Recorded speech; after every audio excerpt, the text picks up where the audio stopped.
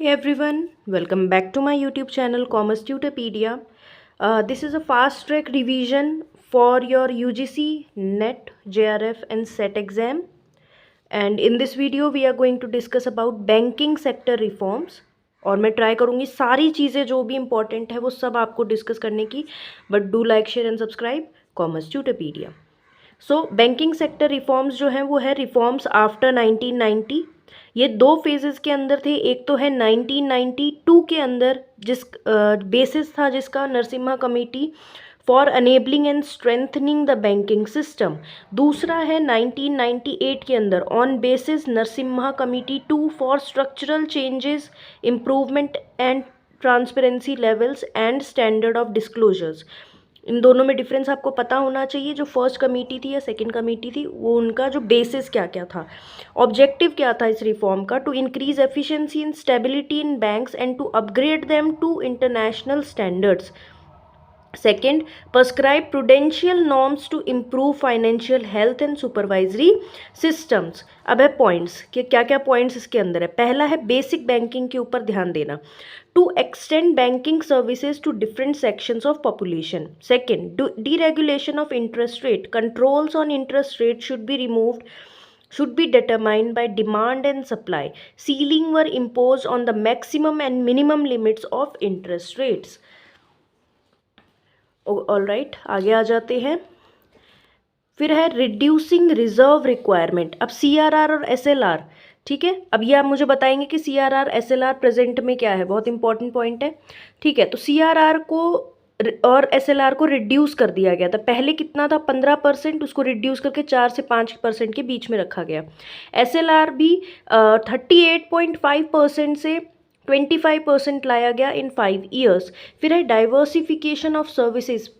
Diversification activities into challenging non-traditional financial services like leasing, hire purchasing, factoring, mutual fund, merchant banking and venture capital funding result in boost for maximum profits, increase customer base, facilitates universal banking. Prudential norms on recommendation of Narasimha Committee. अब ये क्या है, to create a sound system which brought about solvency of banks, created financial safety. तो prudential norm is concern with these points. Capital adequacy ratio is the measure of banks capital as a percent of its risk weighted credit exposures. ठीक है, और ये propose किया गया था bye basal committee 1 1988, लेकिन implement किया गया था 1992 के अंदर. Basal committee recommended 2 tears of capital. ठीक है, अब यहाँ पे कौन कौन से 2 टीयर्स है. बैंक कुड एब्जॉर्व लॉस, ऐसे कैपिटल जिसको लॉस को एब्जॉर्व कर ले, और दूसरा would absorb loss if they were winding up. तो ऐसे कैपिटल जो वाइंडिंग अप के दौरान हो. उसके बाद है आपके पास capital adequacy norms. Bank should have a minimum 8% of its assets as its equity capital. 4 limits दी गई थी रिस्क वेटेड को. कौन कौन सी 4 लिमिट्स थी. 0%, 1.6%, 4% and 8%. If capital was below this, share holders could be allowed to retain control. In 2000 Basel 2, bank has to maintain 10% of their risk weighted assets. ये बोला गया था कि बैंक को मेंटेन करना पड़ेगा 10% of their risk weighted assets. ठीक है, अब उसके बाद है आपके पास capital risk weighted assets ratio, जिसको बोलते हैं CRAR. Bank have to maintain minimum capital to CRAR of 9%. RBI may direct a bank to have a higher level of minimum capital ratio to ensure that the capital held by a bank is in accordance with its overall risk profile.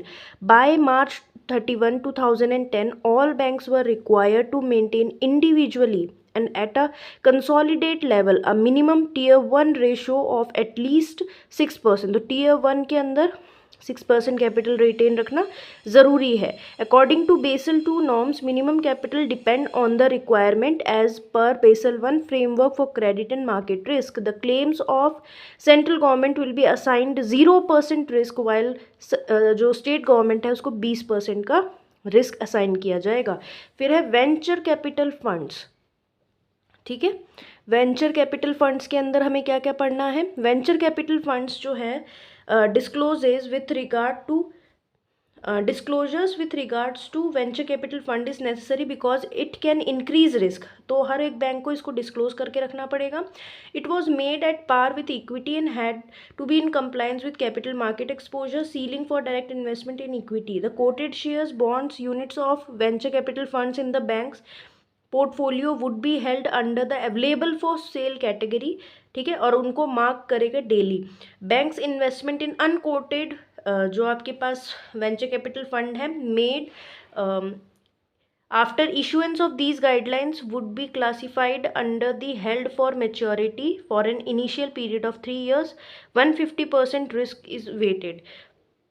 फिर है आपके पास investment norms. Since 2004 the banks could exceed their total 25% investment level in held to maturity category while the excess consists of securities beyond the statutory liquidity ratio.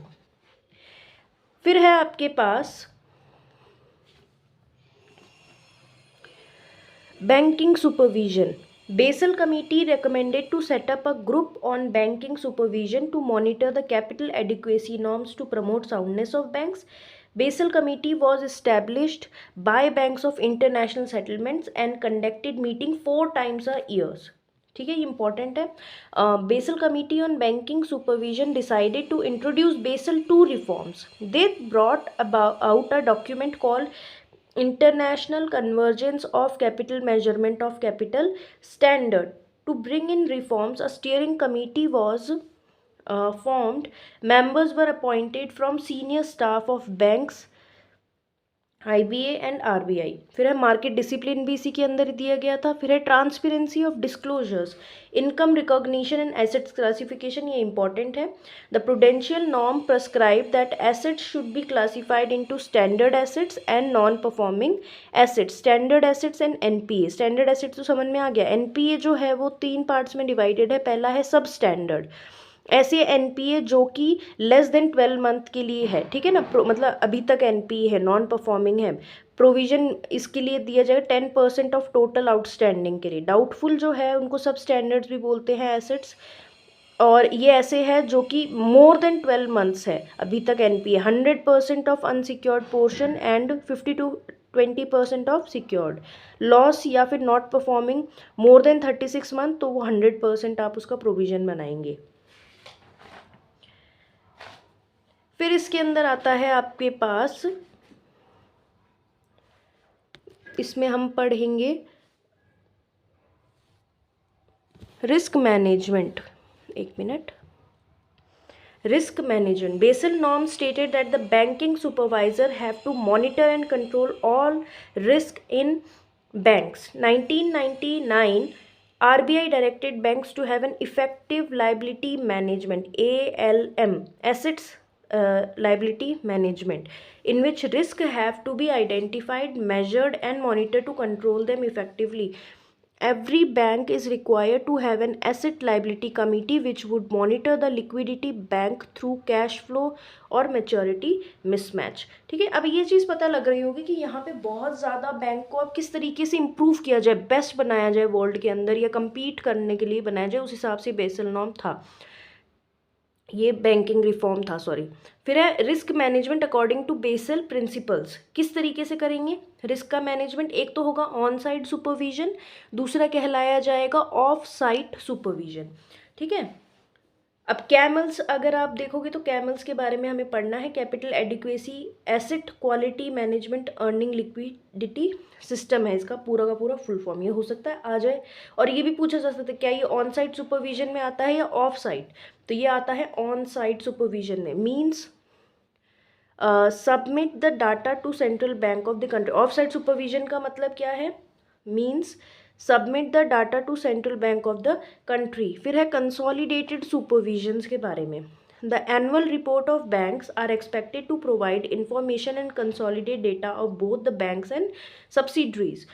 Securitization of assets, to have a control system for securitization, and act was passed in 2002 to regulate securitization and reconstruction of financial assets. ठीक है. and enforcement of security interest in connected matters. It was called SARFAESI act. और ये जो act था, मैं इसको simply term में बता देती हूँ कि अगर जैसे ये बैंक्स जो है ऐसे एसेट जिसके ऊपर पैसा नहीं मिल रहा है ना, वो ऐसी एसेट्स को, ये जो सरफासी एक्ट ऐसे बोलता है कि जो भी नहीं देगा उसका जो प्रॉपर्टी है वो ही क्या कर दी जाएगी, नीलाम कर दी जाएगी उसको करने के लिए। तो एक तरीके से सरफासी एक्ट जो है बैंक्स को अधिकार देता है काफ़ी सारे। ठीक है, 30 days of taking in, ये every transaction of securitization or assets correction has to be reported within 30 days of taking a security interest। ठीक है, उसके बाद है आपके पास इन 2005 RBI prepared guidelines for securitization of standard assets। The methodology of securitization was adopted in 2 stages। पहला stage है responsible for pooling and transferring of assets to a bankrupt remote special purpose vehicle। दूसरा है to sell through repackaging। ठीक है, तो securitisation के अंदर ये सब चीज़ें आती है। NPA is one in which income is overdue for more than 6 month as per, तो ये पूछा जा सकता है as per Narasimha committee NPA क्या होते हैं जिनके ऊपर इनकम ओवर ड्यू है मोर देन 6 मंथ। यहाँ पे लोक अदालत की भी बात की गई है। These were forums which could settle banking disputes to recover amount up to 5 lakh, increase to 20 lakh in 2014, organised by civil courts. Technology की बात की गई है इसके अंदर, इंटरनेट बैंकिंग के एसआर मित्तल की सिफारिश के ऊपर। इलेक्ट्रॉनिक मनी एटीएम के बारे में बात की गई है यहाँ पे।